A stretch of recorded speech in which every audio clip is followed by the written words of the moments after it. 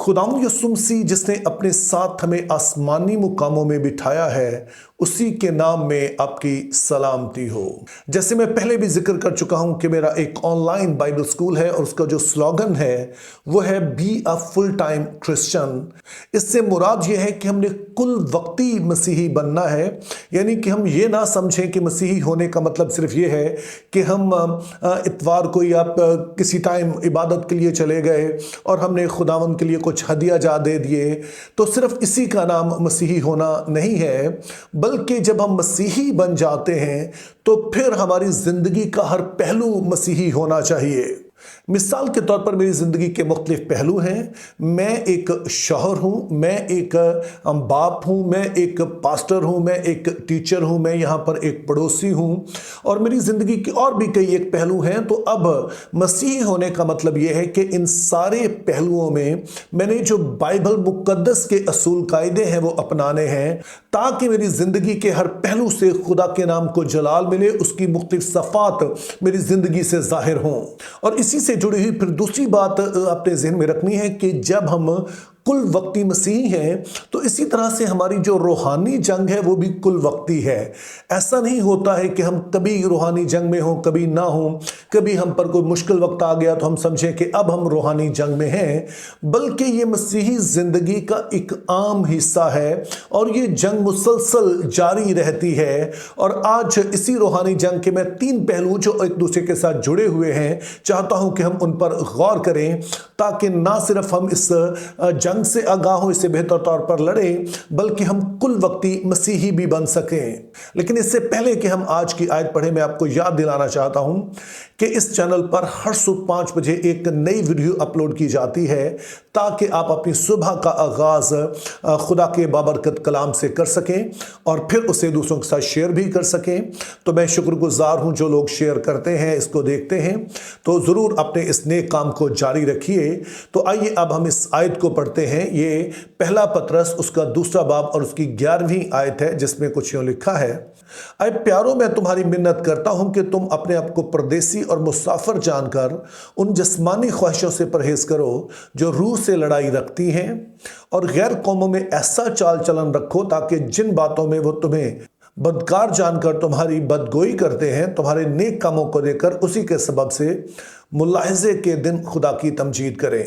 अब पतरस के इस खत का पस मंज़र ये है कि कलीसिया उस वक्त काफ़ी चैलेंजेस में से गुजर रही थी। जिन गैर कौमों के बीच में वो रह रहे थे वो उन्हें सता रहे थे। मसीहत जो है वो इज़्ज़ार रसानी का शिकार थी और मसीही कई तरह के इस तरह के दुखों से गुजर रहे थे। लेकिन हैरानकुन तौर पर मुक़द्दस पतरस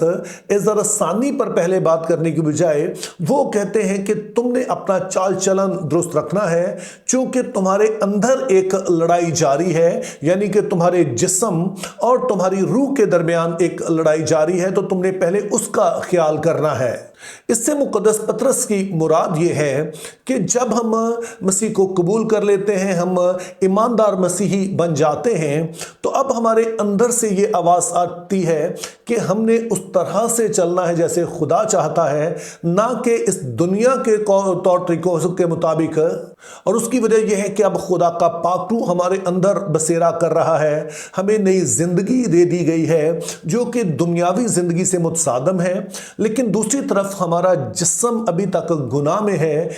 जिससे मुराद यह है कि हमारे अंदर बिगड़ी हुई फितरत पाई जाती है, तो गुनाह आलूदा फितरत पाई जाती है, जिसकी वजह से वो पुरानी जिंदगी की ख्वाहिशें तो उसी तरह मौजूद हैं और दूसरी तरफ हमें नई जिंदगी दे दी गई है। तो हमारी अक्ल और हमारी रूह जो है वो तो चाहती है कि हम उस तरह से जिंदगी गुजारें जैसे खुदा की मर्जी है, लेकिन हमारा जिस्म दूसरी तरफ ख्वाहिश करता है। और ये रूहानी जंग की पहली शक्ल है जिसके बारे में हमें आगाह भी होना चाहिए और इसके मुताबिक हमें ये लड़ाई लड़नी भी चाहिए। और फिर इसी रूहानी जंग की दूसरी शक्ल ये है कि इब्लीस भी इस जंग में शामिल हो जाता है। और जैसा कि आप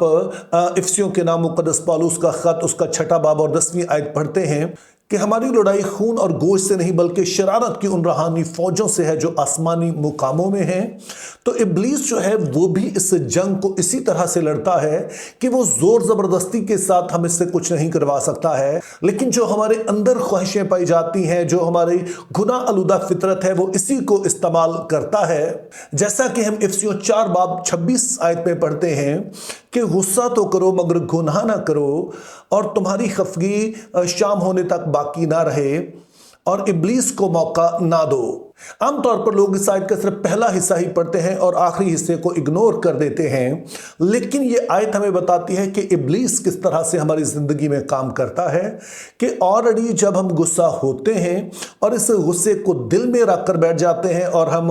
इस गुस्से को छोड़ना नहीं चाहते हैं, और इसी हालत में फिर हम रात को अपने बेड्स पर चले जाते हैं, तो होता यह है कि रात के किसी वक्त में हम जब जागते हैं तो ये बातें हमारे अंदर चलती रहती हैं और इब्लीस इसी को इस्तेमाल करता है, और पहले मामला जो कि हल हो सकता था अब ज्यादा मुश्किल हो गया, और हमने इब्लीस को मौका दे दिया कि हमारी इस नाराजगी को वो बढ़ाता चला जाए। तो इसीलिए एक मसीही होने के नाते बेहतर तरीका यही होता है कि हम कोशिश करें कि रात होने से पहले हम अपने दिल से इस खफगी को निकालें। मैं समझ सकता हूं कि आसान नहीं होता है, या शायद हो सकता है कि किसी के साथ आप नाराज हैं तो आप तो चाहते हो कि मामला खत्म हो जाए, लेकिन दूसरा शख्स ना चाहता हो, तो उसका फिर तरीका यह है कि हम दुआ में बैठें और वहां पर हम खुदा के हुजूर में अपने दिल को खोलें और खुदा के हुजूर में उस शख्स को माफ करें, और तैयार हों कि अगर मौका मिलता है तो आप सुलह कर सकें। मैं फिर से कह रहा हूं, यह आसान नहीं है, लेकिन बहरहाल अगर आप इस जंग को लड़ना चाहते हैं तो यही बेहतर तरीका है, क्योंकि अगर आप ऐसा नहीं करेंगे तो जितना सी आप नाराजगी है ये बढ़ती चली जाएगी और कई तरह के गलत तस्वुरात, गलत बातें किसी के बारे में हमारे दिल में आएंगी। तो इस तरह से करके हम इस जंग को लड़ सकते हैं। तो इस तरह से इब्लीस उन ख्वाहिशों का जो हमारे अंदर पाई जाती हैं फायदा उठाकर वो हमें आजमाता है, और यही वो जंग है जो हमारे अंदर जारी रहती है। लेकिन ये मसीहों की जंग यहां पर खत्म नहीं होती है, क्योंकि अगर आपने अपनी ख्वाहिशों पर भी काबू पा लिया, इब्लीस को भी आपने मौका नहीं दिया, और आप ऐसे शख्स के तौर पर जी रहे हैं जो कि खुदा के कलाम पर अमल करता है, तो इसका ये मतलब नहीं है कि अब सारा कुछ ठीक हो जाएगा। क्योंकि जैसे हमने पतरस के खत में पढ़ा कि वो कहता है कि तुम अपने आप को परदेसी और मुसाफिर जानो।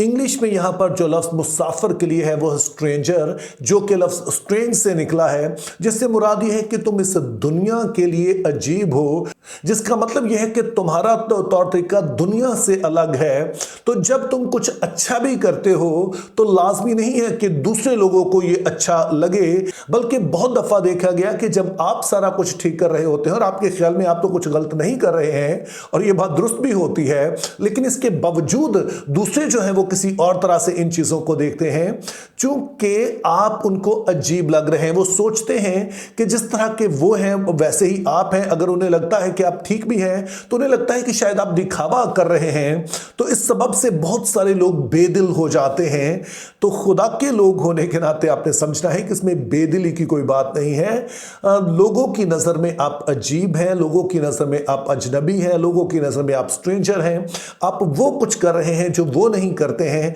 और मेरा ईमान है कि जब आप इस बात को समझेंगे तो आप इस चीज से बेदिल नहीं होंगे, बल्कि अपने इस ईमान पर, अपने इस मसीही किरदार में कायम रहेंगे। और इसी हवाले को जब आप आगे पढ़ते हैं तो मुकद्दस पतरस का कहना है